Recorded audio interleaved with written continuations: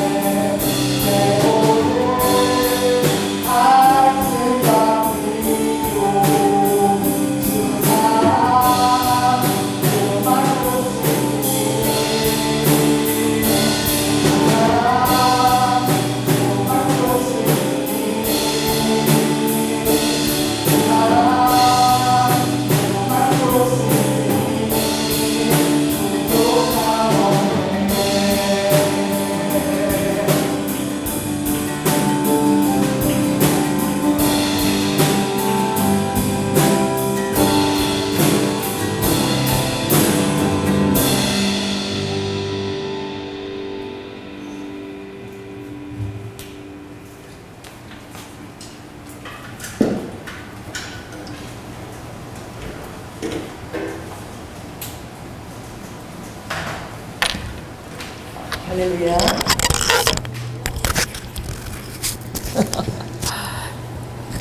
아, 우리 사부님. 서방님 이름이? 뭐죠? 맨날 잊어버려. 큰 소리 얘기해보세요. 뭐죠? 도형. 왜 그걸 자꾸 잊어버리지? 이제 명절이 가까워오잖아요. 여러분들이 이제 또 여러분의 또 신앙이 얼마나 승리하고 여러분 자신에 대해서 또 여유가 있어야 또 이렇게 친지들을 만나는데 여러분들이 사랑을 이렇게 베풀 수가 있겠습니까? 이 그리스도인들이 된다는 것은 정말 엄청난 내공을 필요로 하는 것 같아요. 왜냐하면 매일 삶에서는 이 문제가 막 일어나거든. 항상 또 막 힘든 일들도 막 일어나거든요. 그런 데서 내 이 희로애락의 감정을 여러분들이 조절한다는 거 아니야. 평소 때 내 희노애락의 감정을 조절하고 오늘도 여기 여러분들 또 찬양하고 섬기러 나오셨지요? 내 감정에 몰입이 되면 그게 전부인 것 같아가지고 전혀 여유가 없는 거야. 그래서 이제 명절을 맞이하면서 여러분들이 많은 것에 부대껴서 그렇게 삶을 이렇게 보내게 될 때, 또 원치 않은 일들이 많이 일어나게 될 때에 여러분의 마음에 정말 한결같은 그 여유를 가진다는 것이 굉장한 그게 내공입니다. 어떤 상황에도, 제가 지금 여러분을 바라볼 때 어떤 상황에도 예배 자리에 이렇게 꾸준하게 나오는 분들이 계시거든요. 어떤 상황에서도 꼭 예배 자리에 거진 한 20여 년 동안 그렇게 꾸준히 그렇게 나올 수 있는 것이 여러분의 삶에 엄청난 자산인 줄 믿습니다. 왜 그러냐면 많은 상황 속에서 내 자신을 컨트롤 했다는 거야. 아멘? 컨트롤 했기 때문에 여러분들이 대외적인 자리에 설 수 있고 그렇게 할 수 있는 것이죠. 제 주위에 이 정말 컨트롤이 되지 않아서 갑자기 뛰어내려서 자살하는 친구도 있었고, 또 자해하는 친구들도 있었고, 또 정말 가까이에 바로 옆에 코 옆에 있는 엄마를 못 부르고 그렇죠. 가깝긴 하지만 바로 코 옆에 엄마가 있는데 엄마를 안 부르고 전도사님하고 목사를 부르는 거야. 도와달라고. 참 기이하지요. 지금 내가 죽을 것 같고 너무너무 힘든데 가까이 있는 엄마를 부르지 않아요. 자, 따라해보세요. 가까이 있는 엄마가 별로 도움이 안 된다. 여러분 그런 걸 느끼시겠습니까? 가까이 있는 남편이, 가까이 있는 자녀가 전혀 도움이 안 되고 나의 어떤 공감대에 전혀 공감이 안 되어져서 있으나 마나한 그런 막 마음이 들 때가 있는 거예요. 여러분 그 사람 마음이 얼마나 힘들겠습니까? 할렐루야. 진솔하게 자기 마음을 다 오픈하고 도움을 청할 사람이 곁에 있는 엄마가 아니라니까. 너무 살려달라고 전도사님하고 나를 부르는 거야. 그래서 내가 이렇게 막 달려가면서 이렇게 바라보니까 바로 옆에 엄마가 있는 거야. 엄마가 부엌에서 일하고 계시는 거야. 전화를 그러면 바로 엄마가 뛰어올 수 있고 그럴 수 있는데 엄마를 의지하지 않는 거예요. 엄마를 부르지 않는 거예요. 그래서 제가 그때 걸어가면서 제가 눈물이 났어요. 순식간에 너무 그 영혼이 불쌍해서 눈물이 나더라. 옆에 코다면 바로 엎어지면 전하면 엄마가 크크한 상황에서 뛰어올 수 있는데 엄마를 못 부르는 거야. 그래서 제가 걸어가면서 그 아이의 삶에 내가 모르는 어떤 과정이 있었을까. 그 순식간에 짧은 5분 정도 안에 내가 막 생각했는데 가서 너무나 제가 마음이 아파서 그 자매를 제가 꼭 안아줬어요. 내가 그 자매를 치유할 어떤 능력도 없지만 공감이 되어지는 거야. 얼마나 외로운지. 그래서 제가 그 자매를 꼭 껴안았어요.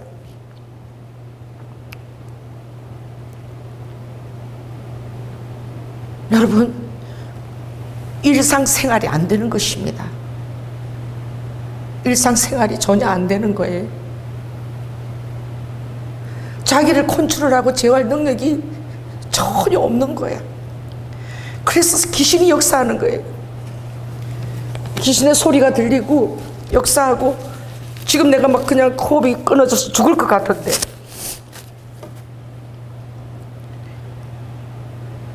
그래서 어떻게 보면 은혜지요. 그 자매가 전도사하고 목사님을 불렀다는 것은 누구를 의지하는 거야? 주님을 의지하는 거예요.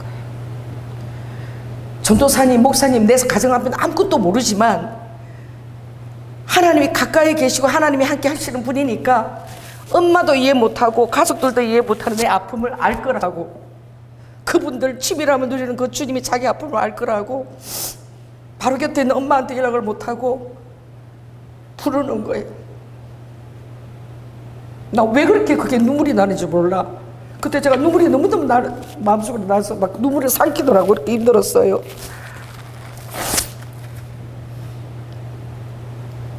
여러분이 정말 힘들 때 나 좀 도와줘. 나 죽을 것 같아. 나 지금 힘들어 죽겠어. 여러분, 그렇게 말할 수 있는 대상이 있다면 여러분 너무나 행복한 것입니다. 여러분이 아무리 그렇게 얘기를 해도 콧방귀 하나 끼잖아요. 전혀 동요되지 않아요. 너무나 자기 일을 잘하고 있어요.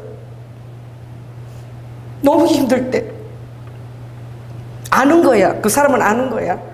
아무 도움도 자기한테 되지 않는다는 것을. 정말 힘들 때에는. 그래서 도움을 요청하지 않는 거예요. 여러분은 그렇게 주님께 도움을 요청하고 여러분 자신을 컨트롤할 수 있고, 또 어쩌면은 여러분의 삶에서는 그동안 여러분이 살아오면서 그렇게 항상 여러분 안정한 상태로 세상을 신뢰할 수 있도록 정말 여러분이 의지할 만한 그런 사랑을 부모님들이 보여줬다는 것으로 인해서 여러분 감사하시기 바랍니다. 그런 기억들이, 내가 이렇게 힘들 때 그때 부모의 사랑을 내가 그때 받았었지. 그 사랑을 부모가 나에게 보여줬었지. 내가 이렇게 힘들 때 아빠가 내 정말 거기에 요구에 응했지. 그 사랑을 보여줬겠지. 그런 것을 경험을 하면서 여러분 사람들이 세상을 이기고 살아가는 거예요. 오늘 저는 시편 22편이 나는 물같이 쏟아졌다. 주님이 그러시죠. 나는 물같이 쏟아졌으며 내 모든 뼈는 다 어그러졌고 내 마음은 촛밀 같아서 내 속에서 녹았으며. 너무나 주님이 이 고통 속에서 아버지가 십자가를 지시고 죽어가는 이 순간에 너무나 외로우신 거야. 아무도 주님의 마음에 동참하고 주님의 그 고통을 이해하는 사람이 아무도 없어요. 저는 최근에 많이 울었습니다. 왜 저는 사람들의 아픔이 그렇게 느껴지는지 몰라. 여러분들 그런 거 발견을 못하죠? 제가 엄청 울은 적이 있어요. 또 어제는 그냥 혼자서 침대에서 그렇게 눈물이 나는 거예요. 그 왜 눈물이 나느냐? 어떤 분의 카톡을 본 거야. 카톡에 자기가 올리고 싶은 거, 소중한 거 사진 올리잖아요. 할렐루야. 여러분 카톡에 여러분 어떤 사진을 올립니까? 자기가 제일 사랑하고 소중히 여기는 그런 거 사진 올리죠. 근데 내가 우연히 보게 된 거야. 가끔 그분이 그랬어요. 내가 좀 우울증을 앓는다고. 저를 좀 이해해 주세요. 내가 어떤 때는 이렇게 업되고 있지만 어떤 때는 우울증이 다 쌓여가지고 너무 힘들게 우울증을 앓고 있다고. 제가 그 이해를 못했어. 그리고 그냥 그걸 가볍게 비상적으로 들었어요. 또 그분이 스펄전 목사님에 대한 얘기를 하더라. 스펄전 목사님이 그렇게 세계적으로 유명한 목사님인데 그분이 평생 우울증을 앓으면서 그렇게 목회를 하면서 끝까지 우울증을 해결 못하고 너무나 우울증 속에서 목회를 이어갔다고. 그런데 그분이 우울증을 앓을 만큼 그 사람들에 대한 그 이해도가 높았다. 그 얘기를 하는데 그때도 제가 가볍게 들었어요. 우연히 카톡을 이렇게 보다가 카톡 사진을 보게 된 거야. 여러분, 카톡 사진 여러분 어떤 걸 올립니까? 내가 그거 너무 난감했어요. 그걸 다시 내가 잘못 본 게 아닌가 그러고 다시 봤어요. 우리 이 금요 집회 설교는 정말 주중에 있는 거 너무나 생생한 설교를 제가 합니다. 모르겠어요. 여러분도 그런 극심한 외로움 가운데 있은 때가 있는지. 어떤 분 카톡 봤는데 전도사님하고 나하고 전도사님 봤어요? 그 카톡 확인했어요? 그 카톡을 내가 보는 순간 그분의 그 외로움과 그 절망감이 내 가슴에 확 부어져가지고 너무너무 내가 많이 회개도 하고 많이 울었어요. 우리가 그냥 평범해 보이고 괜찮아 보이는 사람들이 얼마나 힘든 것과 외로움들 이기고 고통 속에서 이기고 외롭게 그렇게 생활한다는 걸 내가 알게 된 거예요. 자, 따라해보세요. 주님은 우리의 고통과 우리의 외로움을 다 알고 계신다. 아멘. 우리 일본어 공부하시는 분이었습니다. 근데 저는 그렇게 하나님께 제가 쓰임받는 제가 너무 좋아요. 나는 모르고 한 행동인데 그분한테는 그게 너무너무 놀라운 하나님의 사랑으로 느껴졌던 거예요. 그 순간이. 근데 그분이 하는 전화를 들었어요. 제가 바로 앞에 앉아 있었던 거예요. 전화 소리가 들렸어요. 혹시나 오시는 분들 식사를 도시락을 몇 개를 준비를 해야 될까요? 라고 얘기하는 걸 들었어. 근데 그분이 너무나 나 힘이 없는 목소리로 아무도 올 사람이 없으니까 저는 도시락을 준비할 필요가 없습니다. 그런데 도시락을 전화한다고 전화까지 오는 게 굉장히 중요한 그게 모임인 것 같대. 그래서 제가 물었어요. 뭔데요? 무슨 뭐가 있어요? 이러니까 제가 저기 45년 하고 은퇴식을 하는데. 그랬어요? 아무도 안 와요? 내가 그렇게 물은 거야. 그분이 너무 귀여운 식으로 올 사람이 아무도 없어요. 그러시는 거야. 그래서 제가 무슨 소리냐고, 하나님을 위해서 45년 동안 그렇게 힘들고 어려운 길을 갔는데 은퇴식에 가족도 있고 있잖아요. 그게 아무도 올 사람이 없다는 거예요. 그래서 제가 빨리 제가 가겠습니다. 어디예요? 어디를 가면 돼요? 그래가지고 우리 전도사님하고 내 아는 목사님하고 우리가 가주자고. 세상에 주님을 위해서 45년을 그렇게 애썼는데 그렇게 외롭고 쓸쓸한 은퇴식을 보내게 해드릴 수가 없다. 그래가지고 꽃다발을 준비하고, 그래서 우리가 이제 일찍 우리가 가주자고 이렇게 다 마음이 다 합했어요. 그리고 간 거예요. 갔는데 정말 모든 은퇴식 하는 사람들 가족들이 다 오고 꽃다발이 다 온 거야. 근데 이렇게 가보니까 아무도 온 사람이 없는 거야. 그러니까 그 은퇴식 하는 분이 너무 마음이 안 됐으니까 자기 꽃다발을 갖다 주고 막 이러더라고. 그래서 우리가 또 가서 온 사람이 있다고 그리고 사진을 찍어주고, 그리고 가서는 오늘 정말 귀한 은퇴식을 했으니까 제가 저기 팔각정에 가서 아주 내가 맛있는 걸 대접을 하겠다고. 그래가지고 이제 우리 모시고 또 팔각정 가서 사진 찍고, 제가 거기서는 팔각정에서는 제일 비싼 거 10전 대보탕, 10전 대보탕이면 15,000원이 넘어. 10전 대보탕을 시키고 또 그 찰떡도 종류별로 다 종류를 시켜가지고 그래가지고 그분을 대접을 해드렸어. 근데 별 그렇게 뭐 감정의 동요나 이런 게 전혀 없었어요. 근데 제가 그날 갔을 때에 은퇴하시는 어떤 노부부가 나오셔서 그 부인이 그렇게 울면서 이제 얘기를 하는 거예요. 주님을 위해서 헌신했는데 이게 월급을 받는 게 아니고 사례비를 받는 게 아닌 일이니까 늘 후원을 받아서 그걸 이겨나가야 되니까. 그래서 집에 가면 엄마가 맨날 니네 남편 직장 안 가지니? 왜 직장을 안 구해? 맨날 그런다는 거지. 그래가지고 이제 그냥 얘기를 하지 않고 웃기만 웃었대요. 그랬더니 한 세월이 20년이 좀 지나가지고 이제 늘 그런 명절을 왔다 갔다 하면서 엄마가 얘네들은 하나님이 먹는 걸로 먹고 사는 애들이구나, 그걸 알고는 이제 엄마가 맨날 기도했다는 거예요. 하나님, 저기 장로님 내 핸드폰 좀 갖다 주세요, 방에. 하나님, 우리 딸에게 누가 느닷없는 후원을 하게 해주세요. 느닷없는 후원이 연결되게 해주세요. 느닷없는 후원이 오게 해주세요. 그렇게 막 얘기하는데 그 얘기를 친정엄마가 맨날 느닷없는 후원이 오게 해달라고 기도했다는 거야. 근데 제가 그분이 그 얘기를 하는데 제가 갑자기 막 눈물이 나는 거야. 나도 왜 눈물이 나는지 모르겠어. 막 성님 역사에서 가면 속절없이 막 눈물이 나는 거예요. 그래가지고 5분 그 앉아있는 그분이 그 얘기를 하는 그 앉아있는 사이에 제가 시를 썼어요.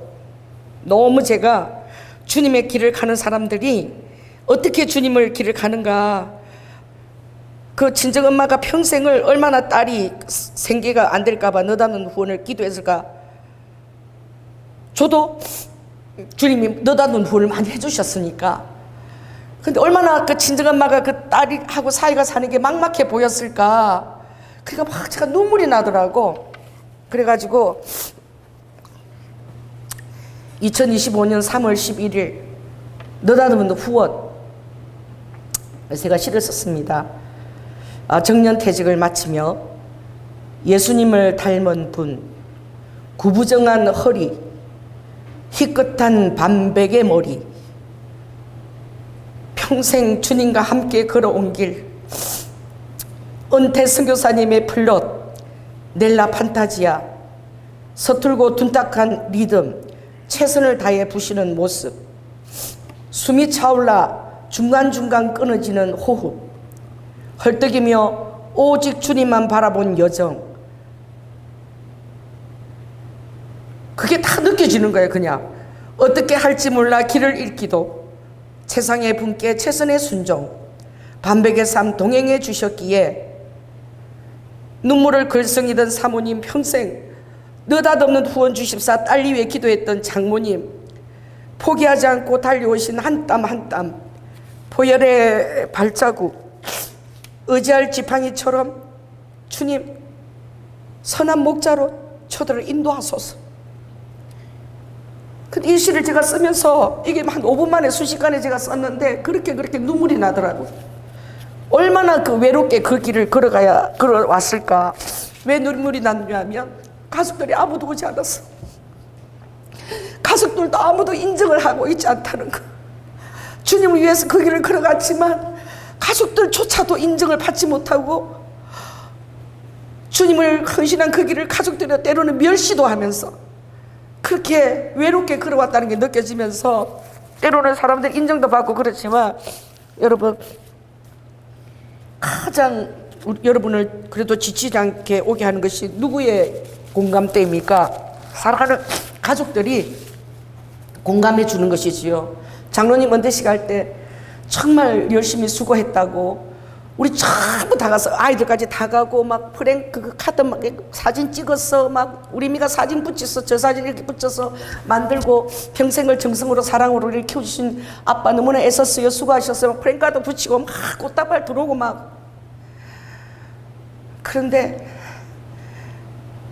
주님을 45년 따라온 길이 가족들한테도 인정 못 받고 현실은 너무나 초라하고 너무 힘들고 외로워서 우울증까지 오게 된. 근데 그게 그 순간에 다 제 마음에 그냥 와닿는 거야. 근데 그분이 아들 외국 가면서 주일날 그 분을 모시고 우리 교회에 인사시키러 왔는데 주님께서 정말 느닷없는 후원을 하라고 그러시는 거예요. 그분이 오셨는데 그냥 성령께서 아무 일을 하지 않아도 그냥 그분을 이 교회에서 모시거라. 그리고 느닷없는 후원을 하거라. 그래서 정말 그분에게 아무것도 바라는 거 없이 그때만 해도 왜 그렇게 마음이 100% 제가 막 그게 100% 공감이 되어서 순종한 것이 아니에요. 교회도 힘든데. 그런데 아버지께서 시키시니까 순종한 것입니다. 할렐루야. 제가 순종하는 그 순간이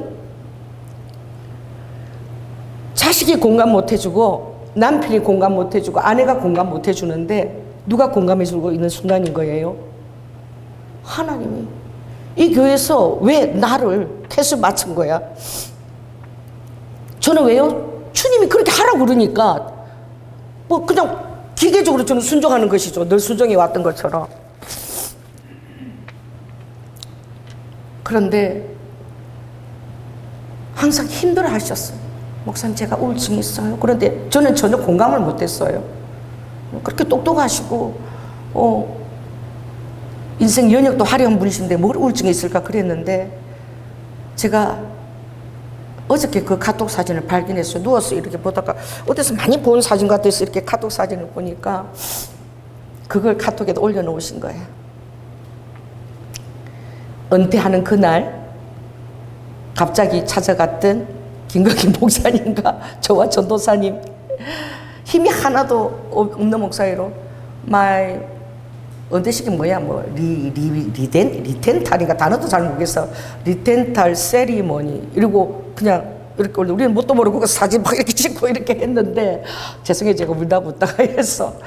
근데 그거를 그 카톡에다 올려놓으신 거예요. 바탕에 부인 사진도 아니고 딸 사진도 아니고 아내 사진도 아니고 마이 리타이어 이게 뭔 뜻이게요? 리타이어 뭐 세리머니인가 그게 온 사람들이더라고. 그것을 카톡에 올렸는데 왜 그렇게 그걸 보는 내가 눈물이 나는지 눈물이 나더라.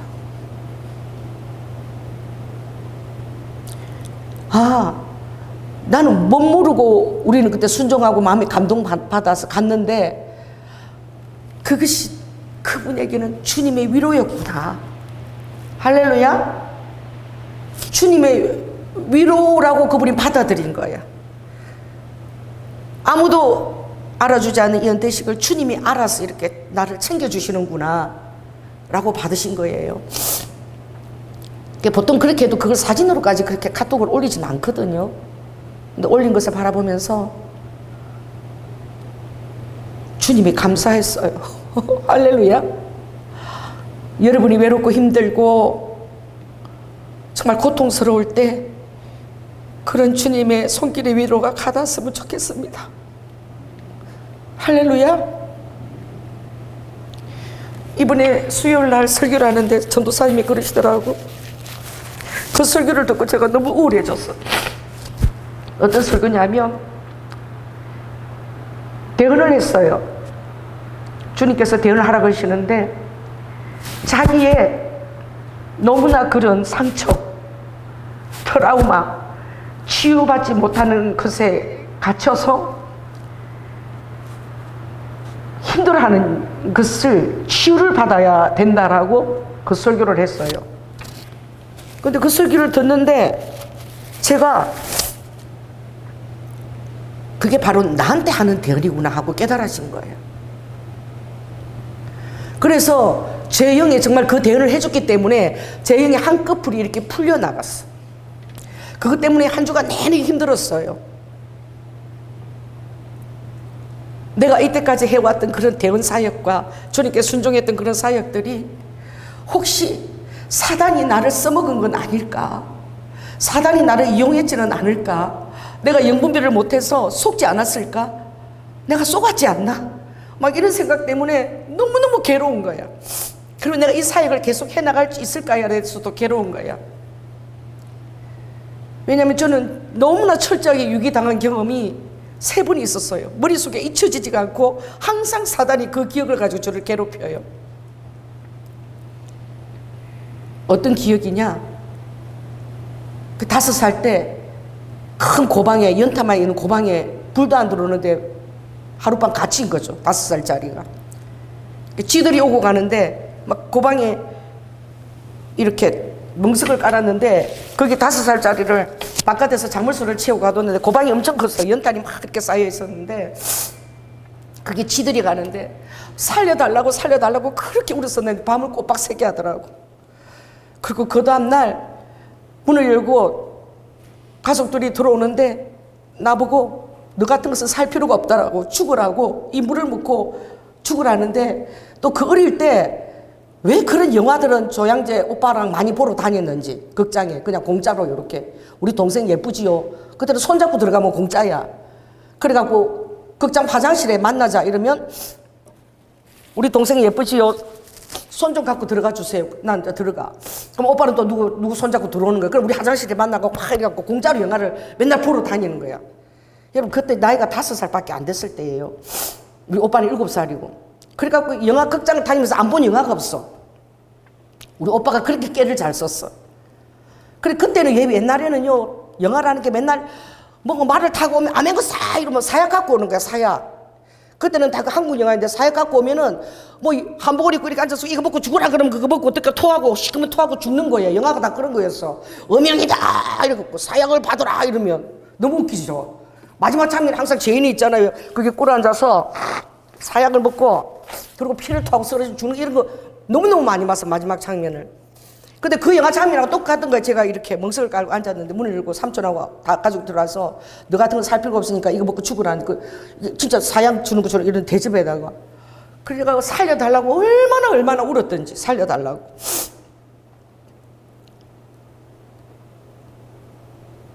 잘못은 제가 했어요. 돈을 훔쳐가지고 아버지 바지 까는 게 빚어 나온 500원 지폐를 그걸 훔쳐놓고 옛날에는 500원이 엄청 큰 돈이라고 그때 빵집에 요렇게 된 찹쌀 모찌가 그 안에 아주 하얀 가루가 들었는데 500원 주고 그걸 하나 사 먹었는데 그 사람 돈을 이렇게 주더라고. 나 그렇게 큰 돈인 줄 몰랐어. 그 다락에다가 이렇게 바구니에다 숨겨놓고 매일 가서 사 먹어도 돈이 남는 거야. 몇 달 내내 사 먹은 것 같아. 그걸 얼마나 맛있는지. 근데 그걸 우리 아버지가 알고는 버릇 고쳐야 된다고 그러셨나. 그래가지고 죽겠다고 살려달라고 했는데 그 물을 마셨는데 설탕물인 거야. 그런데 내가 살았다는 그거보다도 그때 이 가족에 대해서 너무너무 제가 배신감을 느낀 거야. 그래서 마문을 5살 때 딱 닫은 거예요. 근데 이 이제 사단이 제 인생에 그렇게 역사하는 순간인지 그 배우에 하나님의 손길이 있는지는 잘 모르는데 그리고 제가 중학교 1학년 때 학교를 갔다가 집에 온다고 왔는데 집도 사라지고 가족들도 다 사라진 거야. 가방 쫄래쫄래 메고 집에 왔는데 대문 앞에 왔는데 우리 식구가 안 살고 다른 사람이 살고 있고 우리 식구들 어디로 갔는지 다 사라졌는데 어디로 갔는지도 모르고 나 혼자 그렇게 집 앞에 있는 거예요. 여러분 그 순간은 여러분은 상상도 못할 것입니다. 그냥 막 세상이 다 끝나는 것 같아. 그래서 그 문 앞에 앉아서 막 어찌할 바를 모르고 뭐 어찌할 모르고 울고 있는데 저는 6시나 어둑어둑 돼서 우리 이모가 나를 데리러 온 거야. 이유를 모르는 거야. 왜 나를 두고 갔는지도 모르고 이모 집에 나를 그냥 키우라고 맡기고 양육으로 두고 갔는지도 모르고 아무도 어른들도 일체 얘기를 안 해주는 거야. 어디로 갔는지 아빠가 어디로 갔는지 뭐가 갔는지 얘기를 해주는 사람이 아무도 없으니까 제가 겁이 나서 못 묻는 거예요. 왜? 나를 버리고 간 줄 알고. 겁이 나서 묻지를 못하는 거야. 그 중학교 1학년 제가 너무 힘들었던 게 그 우리 남편하고 내가 한번 거기랑 가보자 그래서 그 길이 됐죠. 너무 먼 길인 거야. 밥을 8시에 주는데 그 8시에 왜냐 고등학교 영어 선생님인데 나는 지각을 해도 밥을 먹고 갔다 이러니까 6시에 일어나서 그 우물이 있는데 우물을 길어가지고 그 마루를 다 닦고 청소하고 애 셋을 다 돌보고 또 저녁 8시면 애 셋을 다 내 방에다 다 보내요. 다 보내고 안방 문은 잠궈버려. 대체 뭘 하는지. 그리고 그 애들 셋을 다 돌보고 청소하고 6시에 일어나서 오강 비우고 청소 다 하고 그리고 바깥지 일찍 가도 야단을 먹는 거야. 지각을 해도 8시 밥 먹고 가야 된다 그러니까 그걸 먹고 지각을 안 하려고 막 그 승호동에서 학교까지 막 그것도 빠른 길로 기찻길을 죽어라 하고 학교까지 뛰어가면 나는 죽으라고 뛰어갔는데 매일 그런 생활을 매일 보내는 거야. 가면은 이미 조회가 끝나고 출석이 끝나고 출석 다 끝날 쯤 돼서 문을 열고 들어가는 거예요. 그때 왜 부모가 나를 여러분 버리고 갔을까에 대한 두려움이 아니야. 정말 처절했던 거는 이유를 모르고 내가 이모님 집에 있는데 여기서 살아남기 위해서 제가 그 비를 다 맞추고 있는 거예요. 너무 착한, 6시 일어나서 청소 다 하고 애 다 돌보고 심부름 다 하고 그리고 학교도 빨리 보내달라 말도 못하고 왜 버리고 간 줄 알고 그래가지고 죽을 것처럼 8시에 가서 뛰어가면 교실에 들어가면 아침 조회 시간에 항상 그렇게 가게 되는 거예요. 그게 하루도 아니고 그게 꽤 긴 시간이었어요. 그리고 아버지가 저를 데리러 왔는데 왜 데리러 온지도 모르겠고 아버지 얼굴도 못 쳐다봤어요. 제가 그때 느낀 거는 나 주워 왔나 보다. 나는 이 집 가족이 아니구나. 딸 하나면 외동딸인데 어떻게 설명 하나 하지 않고 몇 개월 동안이나 그러고 데리고 왔는데도 좋았으면 아버지를 방임이 아니라 부족한에 끌려가는 소처럼 그렇게 끌려가면서 너무 힘든 중학교 고등학교 때를 보냈어요. 장부서를 하나도 사달라고 해본 적이 없어. 너무 창피하지만 다른 반 교실을 담을 넘어가서 사물함을 열쇠를 열어가지고 책을 훔쳐가지고 면도칼로 그것을 다 긁어가지고 내 이름을 하고 쓰면서 그렇게 해야 공부를 할 수밖에 없는 그런 시들을 보냈어요. 계속 힘들었어요. 결혼을 해서도 똑같은 환경이었어요. 아무것도 바뀐 것이 없었어요. 그 악몽 같은 시간들을 저는 너무나 힘들었던 게 공감을 전혀 안 했더라고요. 제가 너무 힘든 시간을 정말로 이제는 제가 정신병자가 되어서 죽기 일보 직전이 돼가지고 그때 하나님이 살아계신다는 게 제가 할 수 있었던 것은 12시에서 1시까지 하나님 나 죽어가고 있어요. 주님 저를 살려주세요. 이대로 있으면 저는 죽습니다. 아무한테도 얘기할 수 없어요. 주님께만 기도하고 그랬을 때에 이제 정말 제가 청소도 할 수 없는 정도로 엉덩이를 끌고 다니면서 뼈가 뚝뚝뚝 소리 나면서 제가 그렇게 청소를 하고 있을 때 하나님이 저를 빼내주신 거예요. 아무도 남편에게 얘기할 수도 없었고 누구도 얘기를 해도 믿어주지도 않았고 그냥 제가 외롭게 맨날 12시 1시까지 울면서 주님 저 죽어가요. 이제 제가 미쳐요. 제가 미칩니다. 죽습니다. 왜냐하면 눈을 뜨고도 귀신들이 나타나는 거예요. 그리고 피아노가 마귀함으로 변해서 막 저도 두들겨 패고 대낮에도 그렇게 도망을 다니고 이제 완전 이제 다른 세계로 기가 빠져서 다 가버린 것입니다. 그래서 저를 거기서 빼내주신 분은 하나님이신 거예요. 주님이 우리 교회 안수 집사님을 통해서 우리 남편과 시부모를 설득을 시켜서 저를 거기서 빼내주신 거예요. 조금만 늦었으면 그냥 식물인간처럼 우리 전도사님은 똑같은 거야. 진짜 식물인간처럼 대소변을 다 받아낼 수밖에 없는 상태까지 온 거예요. 그런데 주님이 그렇게 빼내주셨는데 저는 몰랐어.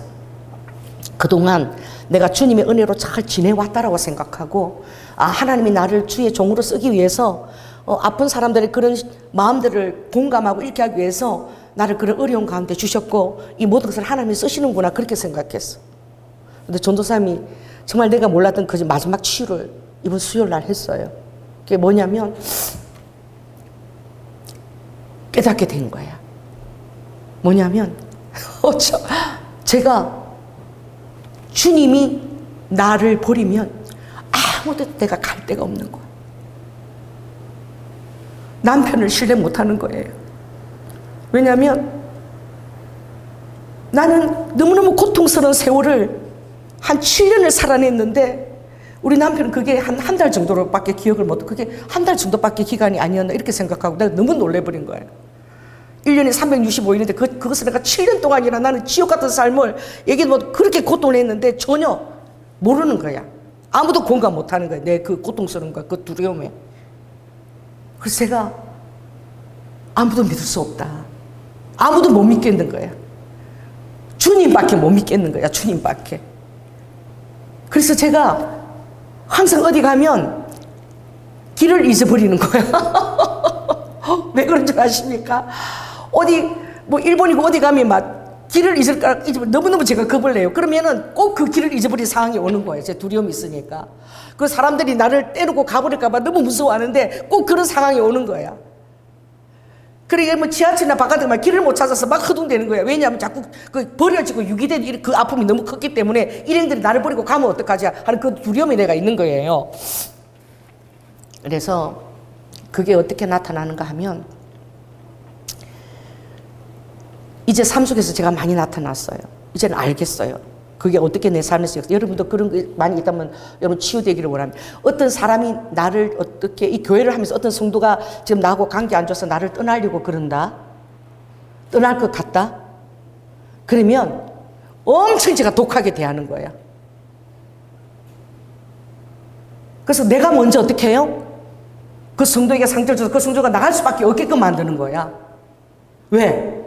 그 성도한테 버림받는 게 너무 두려워가지고 너무 무서워가지고 너무 그게 고통스러워가지고 그 사람은 성도고 나는 목사인데도 그 성도가 떠날 기미가 보이면 내가 너무 힘들게 해서 정리를 해버려야 돼. 내 눈에 안 보여야 돼. 그래서 내가 사는 거야. 안 그러면 그 나갈 때까지 제가 막 두려워서 미치는 거예요. 왜? 그때 그 경험 때문에 이게 치유가 안 된 거예요. 또 힘든 것은 이 동역자도 어떤 사람이 나를 막 떠나고 힘들 것 같다 그러면 내가 먼저 표독스럽게 그 사람한테 먼저 합의해버리는 거야. 그 사람이 나를 떠나버릴 수 있도록. 왜? 그 사람이 나를 버리느니 내가 먼저 그렇게 하겠다. 버림 당하지 않겠다. 이게 내 안에 있는 거야. 난 몰랐어요. 그렇게 하는 행동을 내가 하면서도 그렇게 내가 하고 있는 것을 전혀 모르는 거야. 내 안에서 유기당한 그 상태, 그 고통 가운데 안 있으려고 발부둥 치는 것을 내가 알게 된 거예요. 이번에 알게 된 거예요. 그 더 두려운 것은 무엇이냐? 정말 이것은 여러분이 고백하면서 앞으로 저희 사역을 놓고 많이 기도해야 줄 것인데 뭐냐면 주님이 나를 버리시면 나는 갈 데가 없는 거예요. 아무도 못 믿는 거예요. 난 아버지도 못 믿고 평생을 살았는데 부모도 엄마도 못 믿고 그러니 사단 환경에서 남편도 내가 믿을 수 없는 환경이 되는 거예요. 항상 결혼 생활하면서 한 10년을 저 남편이 나를 언제 죽일까? 시아버지가 나를 언제 죽일까? 그런데 역사하는 거 보면은 맨날 추리소설을 읽어. 뭐 마누라 죽이는 이런 추리소설 있죠. 그런 걸 빌려와서 읽는 거예요. 이렇게 무슨 책 읽어보면 그런 책이야. 그럼 나를 죽이겠구나. 언제 나를 죽이지? 너무 웃기지 않아요? 맨날 죽음의 공포에서 어떤 말도 한마디 못하고 맨날 죽음의 공포. 난 이해해요. 전도사님 그 공포를 이해해. 다 나를 죽일 것 같은 공포에, 맨날 공포에 떨면서 사는 거예요. 근데 이제는 목회를 하면서 정말 제가 힘드는 게 주님이 나를 버리면 갈 데가 없는 거야. 그러니까 이해가 안 되는 것을 시키고 주님이 어떤 것을 시켜도 제가 도망갈 데가 없는 거야. 이거 주님을 내가 사랑해서 한 게 아니더라고. 사랑해서 한 게 아니라 주님이 나를 버리면 나는 갈 데가 없는 사람이야. 그러니까 아무리 힘든 것을 시켜도 내가 막 죽을 듯이 혈심증이 걸려도 내가 그걸 순종을 하고 있는 거야. 나는 주님 눈밖에 남을 갈 데가 없는 거야. 그래서 정말 이해할 수 없는 것을 내가 너무너무 많이 순종을 했어요. 왜? 갈 데가 없어가지고. 주님이 나를 버리시면 나는 어디를 가야 되지? 너무 무서워가지고. 그런데 내가 그렇게 많이 했던 그 순종들 중에 나는 주님을 사랑했다라고 나는 순종을 한 것 같은데 실은 나를 버릴까봐 너무 무서워가지고 유기될까봐 너무 무서워서 아버지가 시키면 막 즉시 순종 제가 한 번도 노라는 소리를 못 해보고 즉시 순종하더라고. 너무 내가 이 목회를 하면서 힘동안 캡슐증 걸리고 뭐 이성적으로 이건 안 하고 미룰 게 아니라 시키면 막 그대로 그냥 아버지 시키면 그대로 그냥 바로 순종하더라고. 근데 그때마다 캡슐 걸리고 너무너무 힘들었는데 내가 이제 어떤 게 혹시나 사단이 내 이 약점을 알고 성령님처럼 위장해서 나를 그렇게 써먹지 않았을까? 내가 주님이 버리시면 어디라도 갈 데가 없다는 걸 알고 사랑해서 내가 순종하는 것이 아니라 버리면 어떻게 하는지 그 두려움 때문에 내가 순종을 하고 있기 때문에 사단이 그걸 알고 하나님 음성을 위장해서 내가 사역을 하면서 혹시 성도들에게 마음의 상처를 주거나 주님이 원치 않는 사단의 음성을 듣고 내가 그렇게 한 적은 없었을까? 여기에 대해서 일주일 동안 내가 너무 아팠던 거야. 그것 때문에 너무 마음이 힘들어가지고 오늘 내가 설교를 못하겠더라고. 너무 괴로웠어. 너무 힘들더라고.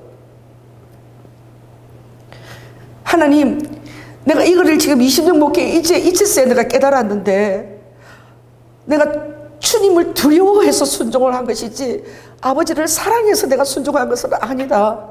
근데 두려워하는 그 순종 중에 사단이 개입해서 내가 양떼들을 괴롭혔구나, 원치 않는 그런 사단으로 쓰임받았으면 아버지, 그럼 저는 목회를 지금 어떻게 해야 되는 거예요?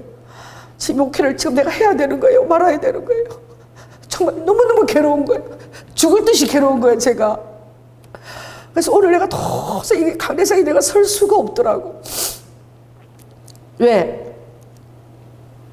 뭔가 치유받았다는 그런 확신이 없는 거야. 너무나 내 아픈 부분을 내가 알게 된 거야.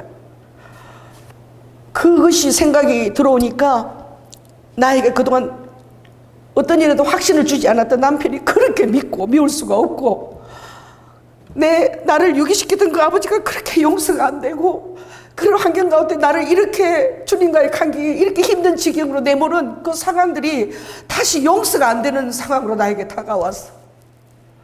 왜 그때 나를 그렇게 힘들게 했어? 주님하고 나의 관계는 사랑의 관계가 아니라 이 두려움 때문에 주님이 나를 버리면 어떡할까? 발발발발 떨면서 이때까지 내가 그렇게 목회를 해왔을까? 내가 혹시 잘못된 목회를 하진 않았을까? 내가 사단에 휘둘려가지고 성도들의 마음에 아픔을 주거나 그런 생체를 내 일은 없었을까? 뭐 이런 것 때문에 제가 막 갑자기 목회에 막 자신감이 하나도 없어지는 거예요. 그리고 지금 나에게 들려줬던 그 성령님의 음성이 정말 100% 다 주님의 음성이 맞았을까?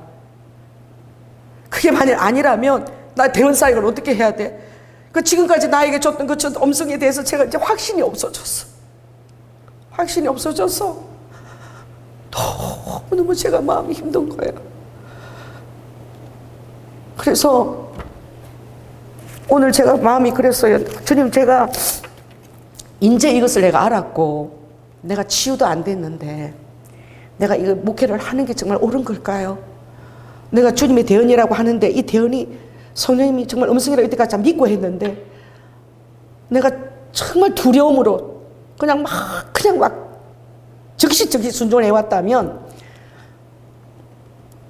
주님, 여기에 대한 이제는 내가 온전히 치유되었다는 확신도 없고 내가 한다는 게 온전한 성령의 음성이라는 대한 확신이 없습니다, 주님. 그러고 보니까 막 여러 가지 옛날 일들이 다시 다 되새김이 되어지는 거예요. 내가 그때 순종한다고 그렇게 했는데, 그렇게 내가 고통을 겪었는데,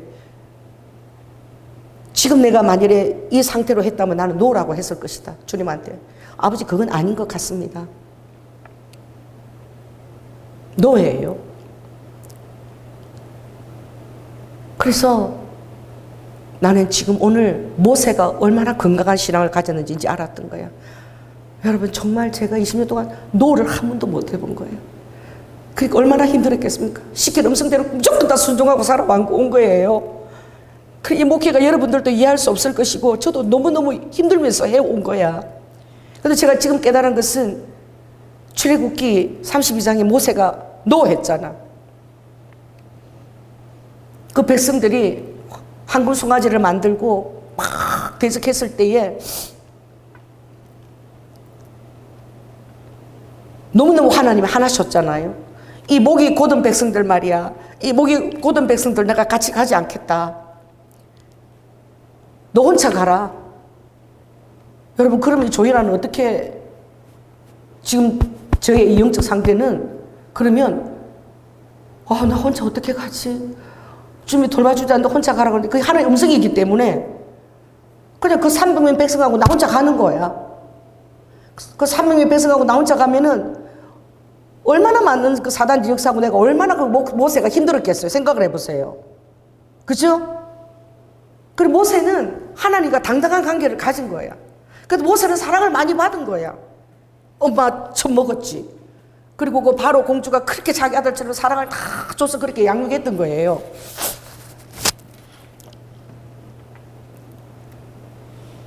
그러니 모세는 하나님, 무슨 소리입니까? 아버지가 안 가는데 내가 왜 가야 됩니까? 어? 아니, 이 백성들 300만 명, 아버지 백성 아니냐고, 이 내 새끼냐고, 내가 낳냐고. 아버지가 안 가는데 내가 얘들 끌고 왜 가야 돼요? 그럼 나 안 갑니다. 이제 그게 내가 와닿는 거예요. 여러분, 따라해보세요. 주님께 노라고 할 수 있어야 된다. 그것이 어떤 성의 음성이라 하더라도 여러분이 그것을 일단은 여러분의 자유의지와 함께 노라고 할 수 있어야 되는 거 아닌 것은. 할렐루야. 왜냐면 이제 그것을 내가 알 것 같아. 하나님이 너희로 기쁘신 뜻을 두고 행하시는데, 빌립보서 2장 13절에 하나님이 기쁘신 뜻을 너희 속에 두고 너희로 행하게 하신다 그랬어. 그럼 이 주격은 누구죠? 나야. 내가 자유의지로 동의하고 무조건적인 순종이 아닌 거예요. 하나님 기쁘신 뜻을 내 안에 두지만 그것을 행하는 자의 주체는 낸 거야. 너가 그것을 행하게 하신다. 이렇게 되어 있는 거야, 본문에. 근데 나는 그 본문이 그렇게 읽었지만 깨달으시지 않았던 거야. 하나님이 내 안에 두신 뜻은 다 아버지의 뜻이다. 그러니까 내가 마음을 합해서 순종하는 것이 아니라 하나님이 주신 뜻은 다 아버지의 뜻이니까 무조건적인 기계적인 순종을 제가 해왔던 거예요. 기계적인 순종을. 여러분, 아버지가 여러분에게 합당치 않은 일들을 여러분 시킬 때에 여러분, 아빠 그건 아닌 것 같아요. 그렇게 얘기하죠. 할렐루야. 아빠 그거 아닌 것 같은데 다시 생각해 보세요. 저는 아버지하고도 그런 대화를 한 번도 해본 적도 없어. 5분도 대화를 해본 적이 없어. 오히려 결혼하고 나서 주님을 만나고 오히려 대화했지, 한 번도 대화를 해본 적이 없어요.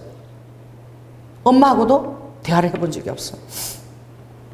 왜? 그때까지만 해도 37살 때까지 우리 부모가 아닌 줄 알고 살았으니까. 신세를 그렇게 안 끼치려고 그랬어.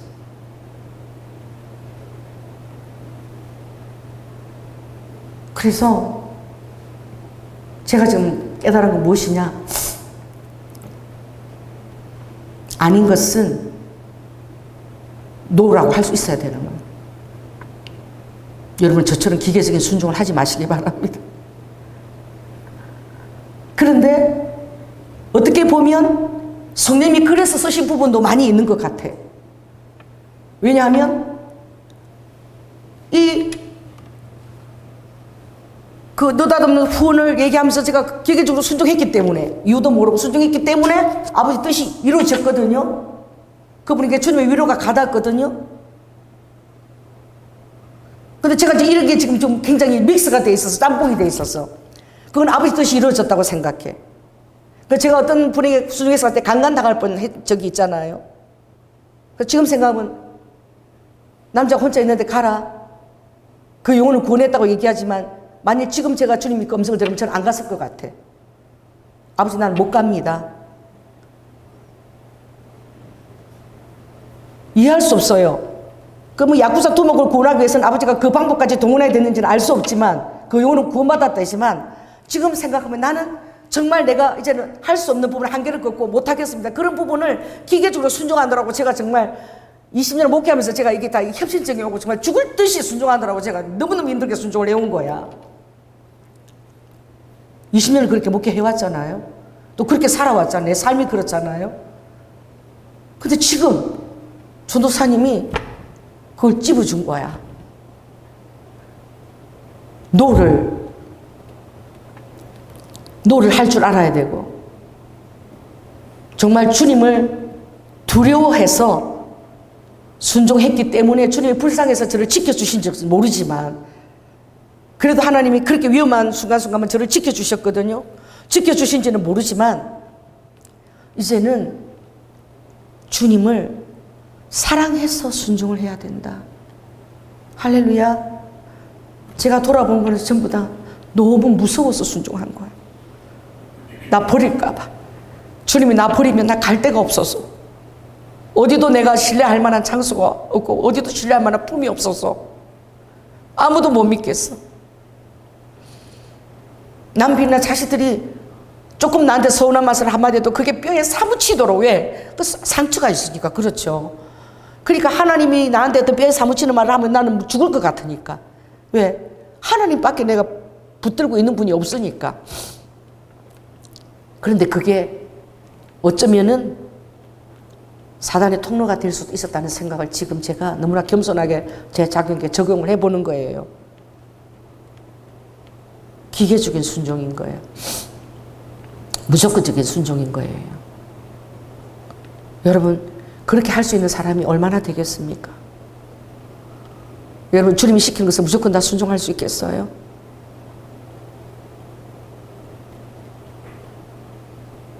여러분, 오늘 이렇게 집회 있는데 여기 이렇게 많은 사람이 한 80명이 모였는데 여기 국민학교 2학년 자리가 여기 앉아 있는데 예수님 오셔서 그 아이에게 입술에 안수하고 1초 같은 찰나 같은 음성으로 오늘 집회는 네가 하지 말고 그 아이를 대언하고 예언기도 시키라. 여러분, 순종할 수 있겠습니까? 욕을 해라. 욕을 해야 산다. 샹샹샹. 욕이요. 얼마나 무자비한 10대들이 하는 욕이 제 입에서 나온지 몰라요. 그래 그 애가 산다고. 그 시킨 대로 다 한 거야. 욕 다 하고 다 한 거예요. 근데 결과는 내가 결과는 그 아이가 살았어요. 그렇게 순종했던 애가 살았는데 왕따에서도 병원에서 살 수 없으면 다 해방되고 이랬는데 전부 다 바탕은 두려워서 한 거야. 제 영적 실력은 주님이 저를 버릴까 봐 너무 두려워서 다 해온 거예요. 사랑했어. 주님을 너무나 사랑해서 그렇게 한 줄 알았어요. 여지껏. 남들이 할 수 없는 것, 나는 주님 음성 따라 시켰으면 다 순종을 하기 때문에 나는 특별한 종일 거야. 누가 나처럼 이렇게 순종해낼 수 있겠어? 그래서 하나님이 나를 사랑하시는 거야. 이러니까 더 힘든 거, 더 힘든 거, 더 힘든 거, 그 더 힘든 거, 더 힘든 거 순종하는 거죠.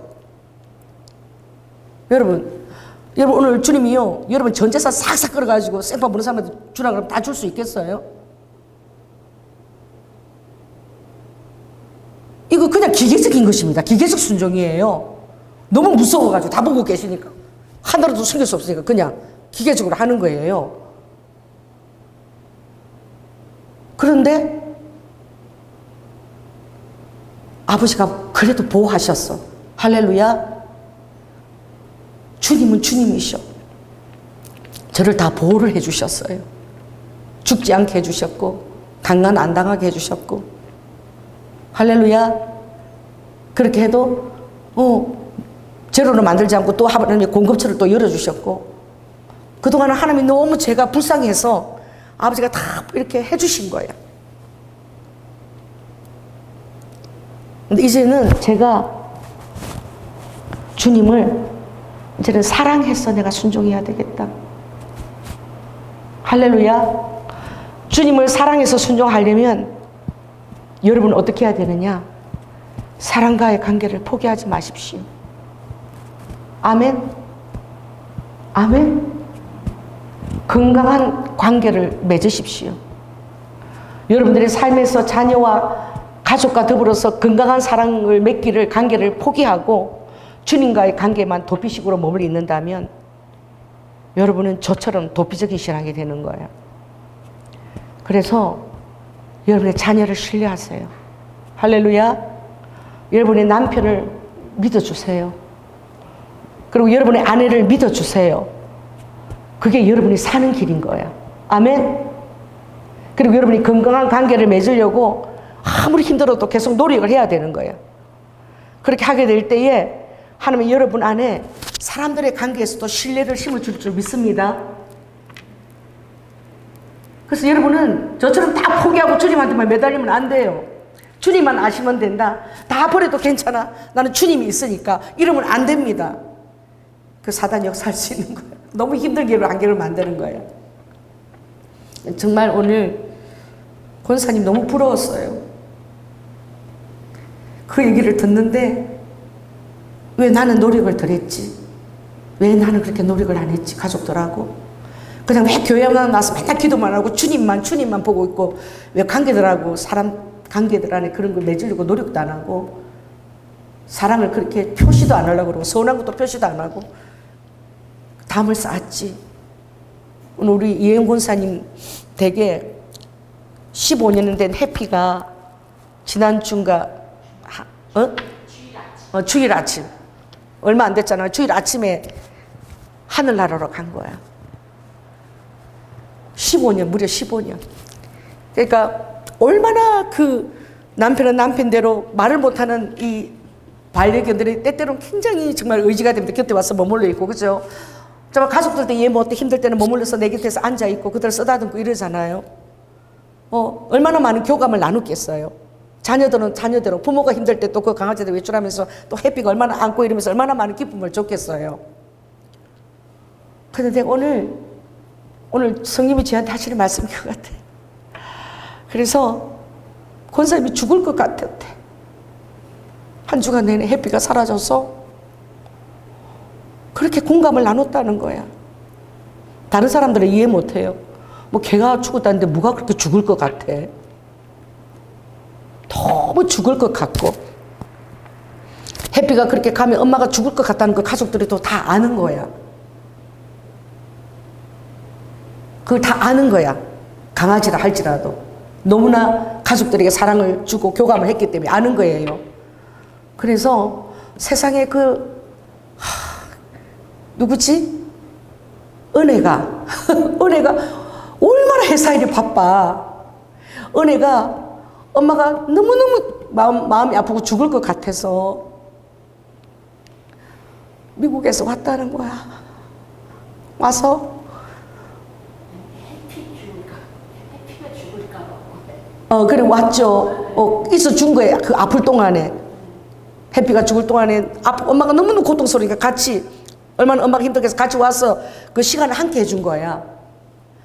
그리고 돌아가고 이제 해피가 이제 하늘나라 간 거예요. 누가 뭐래도 권사님은 너무 잘 살아오신 거야. 할렐루야. 너무 부러웠어요. 저는 제가 권사님 관계를 맺질 않았어. 주님과만 관계를 맺어서 제가 만약 권사님처럼 그런 형편이 되죠? 제 곁에는 아무도 오줄 사람이 없어요. 남편도 이해 못해요. 뭐 그까지 개 한 마리 죽은 것 같고 뭐 죽을 것 툴툴 트고 멸줄 아프다 한 이틀 되면 이랬었겠지. 아무도 이해 못해요. 우리 자녀들 아무도 이해 못해. 근데 권사님 은혜가 미국에서 왔잖아. 그렇죠?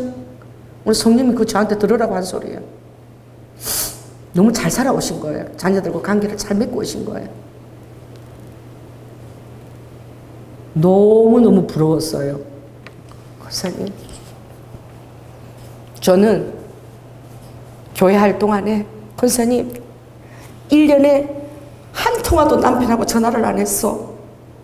남편이 앉아 있잖아요. 자녀들하고 1년에 한 통화도 안 했어요. 한 번도 전화조차 안 했어. 정말 관계를 안 맺었고 내 스스로 동굴 속에 들어가서 도피한 거야. 주님 안에서 나는 도피한 거야. 자녀들이 어떻게 지내는지, 남편이 점심을 먹었는지 저녁을 먹었는지 1년에 단 한 통도 전화를 안 하고도 너무나 잘 사는 여자인 거야. 남편 음성을 1년 동안 한 번도 안 들어도 그냥 너무나 그렇게 살아온 여자인 거야. 혼자서 너무 잘 살아온 여자인 거야. 근데 나는 그것을 너무나 잘 살아왔다고 생각했는데, 내가 이렇게 병적인 목회를 하고 있다는 사실을 내가 이번 수요일에 깨달은 거예요. 관계를 하나도 안 맺었던 거예요. 저는 집에 있으면 아무도 나한테 전화 한 통 하는 사람이 없어. 어떤 친구도 없어요. 아무도. 뭐 영화를 같이 보자 어떻게 지내니 아무도 전화하지 않아요. 너무너무 편하고 좋았어요. 아무도 나를 찾지 않는 게, 누가 만나자 그러면 너무너무 싫어. 그게 그냥 싫은 거야. 만나는 게. 아무도 없이 동굴 속에 나 혼자 집에 있으면 한 달이라도 그냥 나가기도 싫고 집에서 가만히 있어. 그게 내 그냥 기질의 습관에 묻어버린 거예요. 그리고 필요한 줄도 모르는 거야. 너무 잘 지내. 여러분 아무하고도 교통하지 않고 관계 맺지 않으면서 여러분 잘 지내는 거 병적인 것입니다. 그래서 저는 주님 안에서 연결된 사람밖에 없는 거야. 교회와 성도와 그것밖에 없는 거야. 다른 관계 아무것도 없는 거야. 친구 한 사람도 없는 거예요. 가족들 아무 연결고리 안 갖고 있어요. 그냥 공존이야. 그래서 정말 저같이 살지 말기를 여러분에게 권합니다. 그래도 아무리 힘들어도 관계를 맺으려고 하시고 서운한 곳이 있으면 서운했다라고 얘기하시고 포기하고 동굴 속으로 숨지 말고 그게 나를 죽이는 길인 거예요. 그래서 이제는 관계를 맺는 걸 주님이 원하시는구나. 할렐루야. 내가 이때까지 주님 앞에 도피적인 신앙생활을 했구나. 그리고 결국은 두려움이었구나. 사랑이 아니라 두려움에서 내가 목회를 해왔구나. 여러분 고백합니다. 그러니 여러분 얼마나 힘들었겠어요. 이런 목사를 밑에서 신앙생활을 하니까. 그래서 여러분 오늘 저처럼 여러분도 도전을 받읍시다. 자, 따라해보세요. 내 속마음 깊은 것도 서운하면 서운하다고 얘기하고. 할렐루야. 저는 스스로 다 동굴 속에 숨는 거야. 아무한테도 얘기 안 해요. 그냥 숨어버려요. 그리고 주님만 있으면 되는 거야. 근데 주님이 그걸 원치 않으시더라고요. 여러분이 주의와 사랑을 나누고 관계를 잘 나눌 때에 주님과 여러분들 관계도 건강해지고 풍성해지는 거예요. 아멘. 그래 관계에 있어서 여러분도 마음을 열고 노력을 하시고. 그래서 장점은 그거겠죠. 그런 분이 보이는 거지. 나처럼 힘들고 외로운 분들은 다른 사람들이 이해 못할 정도로 나는 그게 막 공감이 확 되어져서 그게 느껴지고 보이는 거야. 근데 한쪽만 발달해 있어. 한쪽만. 나 같은 그런 아픔을 갖고 있는 사람들에게만 보이고 발달해 있어요. 그러나 그 관계 가지고서는 안 되는 것입니다. 여러분 건강한 관계를 해야 되는 것입니다. 그래서 오늘 우리 권사님을 통해서 제가 배운 거예요. 성령님이 너가 만약 그런 처지에 있으면은 누가 오겠니? 내 마음속에 이미 해답이 정해져서 아무도 올 사람이 없어. 그래서 우리 자녀들이 그런 얘기들을 그냥 엄마니까 그냥 도리상으로만 그 이상은 없어. 1년에 한 번도 전화를 받아보지 못했던 사춘기와 그 모독수를 보냈던 자녀들이 그냥 도리만 하지 뭐 그 이상은 없다. 그래서 지금이라도 늦지 않을까 그런 것을 제가 생각하고 있어요. 그 도리만 하는 그 자녀들이 뭐가 행복하겠어요. 마음에서 우러나지 않는 게. 그 자녀들도 뭐가 행복하고 엄마인 저도 뭐가 행복하겠습니까? 그래서 이것을 제가 이번에 깨달았어요. 그래서 주님하고만 관계가 좋다고 이게 문제가 해결되는 게 아니구나. 결국은 주님하고 병리적인 신앙생활가 되는구나. 내가 건강하지 않구나. 이걸 이번 주에 제가 깨달은 것입니다. 도피 신앙을 했던 거예요. 주님을 사랑해서 순종한 게 아니라 버리면 어떨까 두려워서 순종한 거예요. 제 상처를 하나도 제가 뛰어넘지 못한 거야. 오늘 이런 설교를 하는 것은 또 저와 같은 분이 있을 줄로 믿습니다. 그래서 하나님은 여러분들이 여러분의 사랑하는 가족들과 관계를 건강하게 맺고 또 가족들이 전화를 1년 안 하면 보고 싶고 듣고 싶어 해야지. 그게 정상이잖아. 보고 싶지도 않고 궁금하지도 않고 이 비정상이잖아요. 남편이 뭘 먹었는지 뭔가 궁금해야죠. 하나도 궁금하지 않아. 이게 1년 동안에 궁금하지 않아. 이게 비정상이잖아. 그렇죠? 나는 잘 살아왔는데 아버지가 이번 수요일 그 건드려 주셨어. 이제 나이가 이렇게 70이 다 돼가고 건드려 주셨지만 그래도 지금이라도 늦지 않다고 생각하고 할렐루야. 제가 더 제 속마음도 표현하고 사랑도 표현하고 건강한 관계를 맺어야 되겠다. 그래서 오늘 롤모델이 우리 권사님이 되셨어. 권사님처럼 자녀들하고도 그렇게 교감하고 미국에서도 이렇게 달려올 수 있는 나도 노력하면 주님이 도와주시지 않을까 그런 마음을 가졌습니다.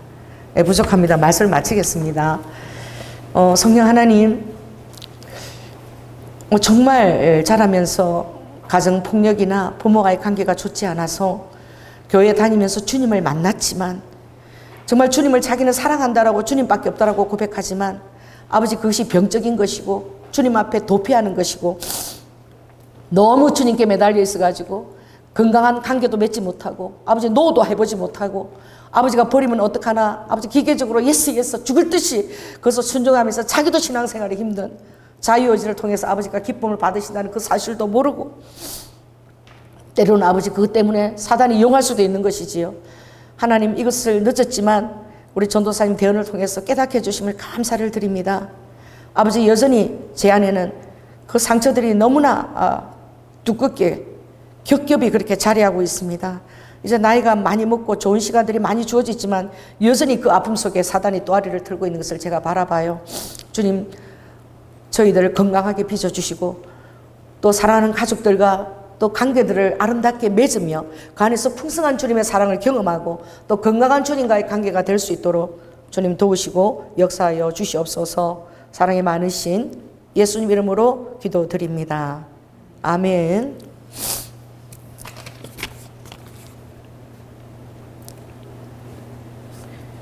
네, 감사합니다. 정말 제 옆에 오시는 분들은 말을 못해 제 눈치만 봐요.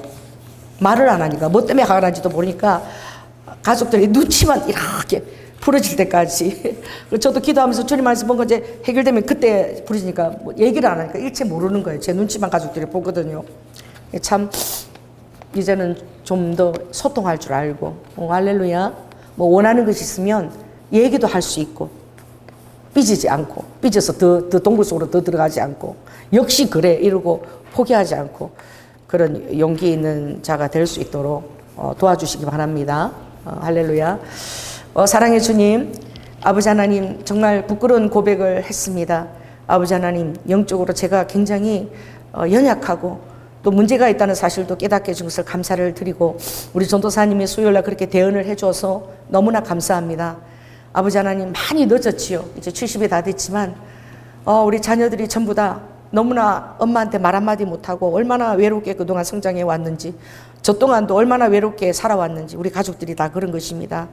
하나님 도와주시고 아버지 하나님 늦었지만 좋은 관계들을 맺으려고 노력하고 아버지 하나님 또 올해도 아까 용기를 가지고 저도 나아갈 수 있도록 우리 저와 비슷한 환경에 있는 성도들도 그렇게 나아갈 수 있도록 주님 도우시고 인도하여 주시옵소서. 사랑이 많으신 예수님 이름으로 기도드립니다. 아멘.